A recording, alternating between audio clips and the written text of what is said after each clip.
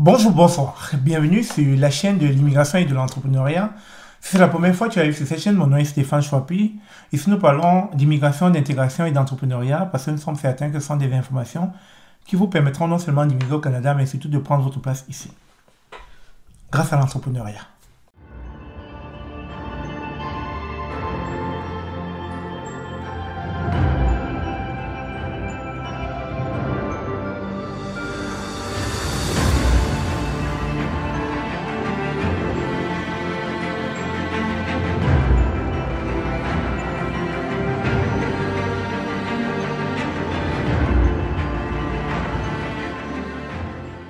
Alors, aujourd'hui, je vais vous parler d'un cas de fraude.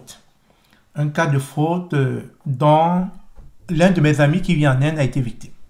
Bien sûr, ce cas de fraude porte mon nom. Je ne sais pas ce qui se passe, mais ils n'ont plus de limite. Et en plus, ça se passe en Inde. Et pour votre gouverne, je travaillais il y a quelques années sur un autre projet qui s'appelait Swaps. Et donc, je travaillais avec Imant, qui était mon développeur de l'époque. Quelqu'un avec qui j'avais eu à travailler dans plusieurs projets quand j'étais en Afrique. Et bizarrement, il m'a contacté. Il m'a fait comprendre que je lui ai posé pas mal de questions sur des projets que j'aimerais réaliser ces jours-ci avec lui. J'étais un peu stupéfait, j'étais comme étonné. Je lui ai dit non, je ne l'ai pas contacté, etc.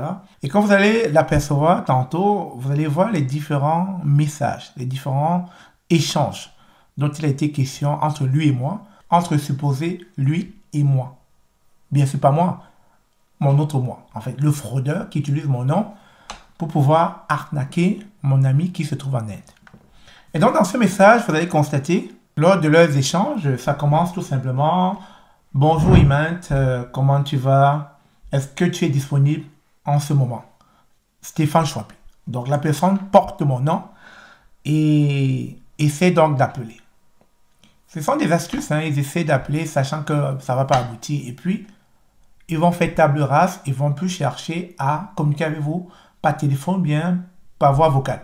Ils vont se limiter au texte. Et donc, dans le prochain échange, je lui fais comprendre qu'il est dans une réunion en ce moment et il a besoin que mon ami qui est en Inde vienne en ligne. Et c'est en ce moment-là que mon ami lui répond « Salut Stéphane, je vais t'appeler le temps de finir un appel en cours. » Et le soi-disant Stéphane Chouapi, qui est moi, en fait, qui est le fraudeur, il lui dit, texte-moi quand tu as terminé. J'aimerais que tu gères une tâche pour moi rapidement. Et Eman qui répond, oui. Et ensuite, le fameux Stéphane lui dit, es-tu disponible maintenant? Et mon ami l'appelle, il ne décroche pas. Il lui dira, je suis dans un appel en ce moment, dans une rencontre en ligne. Je ne peux pas parler maintenant. Et mon ami qui lui répond, ok, rappelle-moi pour qu'on puisse discuter. Et le fraudeur qui répond, je t'enverrai des détails à travers les textes. Et mon ami qui répond, envoie-moi les détails, je regarderai. Et le fraudeur continue dans sa lancée, il lui fait comprendre qu'il y a plusieurs prospects à qui nous aimerions envoyer des cadeaux, des articles en forme de cadeaux via les vouchers. Ici, vouchers, c'est les bons d'achat. Mais je suis actuellement en meeting occupé en ce moment. Je voudrais avoir ton assistant dessus maintenant.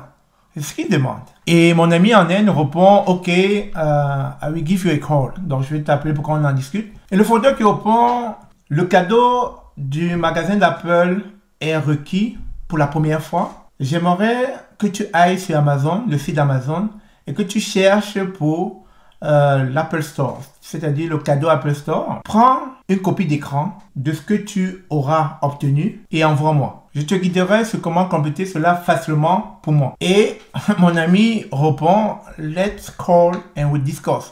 Appelle, on va discuter. Une fois que tu auras fini ton meeting, appelle-moi et nous allons parler de cela. Et entre-temps, je vais regarder pour les cadeaux et nous allons discuter en appel. Est-ce que ça marche? Et puis, il va plus loin, mon ami me demande, where are you today? Où es-tu en ce moment? In Delhi. Delhi, c'est une ville de l'Inde. Et il dit hello. Apparemment, comme c'est un informaticien, mon ami qui en est un développeur, il a peut-être compris la supercherie. Et aussitôt, il m'a interpellé. Il m'a dit, Stéphane, tu as essayé de me joindre avec un numéro d'ici. Est-ce que tu es là, etc. Il dit non, je ne t'ai jamais appelé, c'est pas moi. Et donc, il m'a envoyé les screenshots. J'ai vu, il dit, mais attention, il faut même pas répondre à ces gens. Il m'a dit non, t'inquiète, j'avais compris que c'était un fraudeur. Donc, vous voyez, de nos jours, On ne sait pas, chaque fois que nous introduisons nos informations quelque part, lorsqu'on va dans les centres d'achat, lorsqu'on utilise nos cartes de crédit, etc., nous ne savons pas où vont nos données.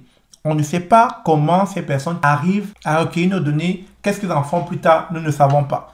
Mais bizarrement, vous vous imaginez, mon nom se retrouve en Inde. Mon nom se retrouve en Inde.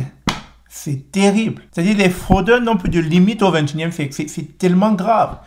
Et pas plus tard qu'il y a quelques jours, au Canada, je recevais un autre message de Hydro-Québec m'informant que au courant de l'année, pour réajuster ma facture, ils sont trompés, etc. Et qu'ils devaient me rembourser un 75 $. Et qu'il fallait juste que je clique sur un lien pour pouvoir avoir accès à cet argent-là. Vous savez où vous dirige ces liens en général. Ça vous dirige vers un formulaire, vous allez remplir vos informations bancaires. Bam! C'est ce qu'on appelle du phishing. Vous allez tomber dans la trappe et ils vont prendre vos informations bancaires. C'est comme ça qu'on va dilapider votre compte. Donc, il n'y a plus de limite en fait. Il faut être vigilant, chers amis. Il faut être vigilant de nos jours. Autant les nouvelles technologies sont venues avec des avantages, autant ils peuvent aussi être nocifs pour nos informations personnelles. Et c'est la raison pour laquelle beaucoup de personnes de mauvaise foi, malveillantes, utilisent donc ces informations qui nous sont chères pour s'amuser à usurper notre identité, mais surtout à toucher des personnes vulnérables de notre cercle d'amis pour pouvoir leur soutirer de l'argent. Donc, une nouvelle fois, c'est une vidéo de sensibilisation afin que vous restiez éveillés. Je le dis encore, il va falloir rester éveillé parce que le 21e siècle, c'est juste désastreux. Quand il en vient aux nouvelles technologies, on les utilise très souvent à mauvais escient pour faire du tort aux gens, pour faire du mal aux gens, pour les escroquer, pour les extorquer de l'argent. Donc franchement, restez vigilants, chers amis. Ce sont, on se dit à très bientôt. Merci encore, partagez massivement cette vidéo, ça pourrait aider quelqu'un qui probablement est en train de se faire arnaquer en ce moment. On se dit à très bientôt, je vous aime.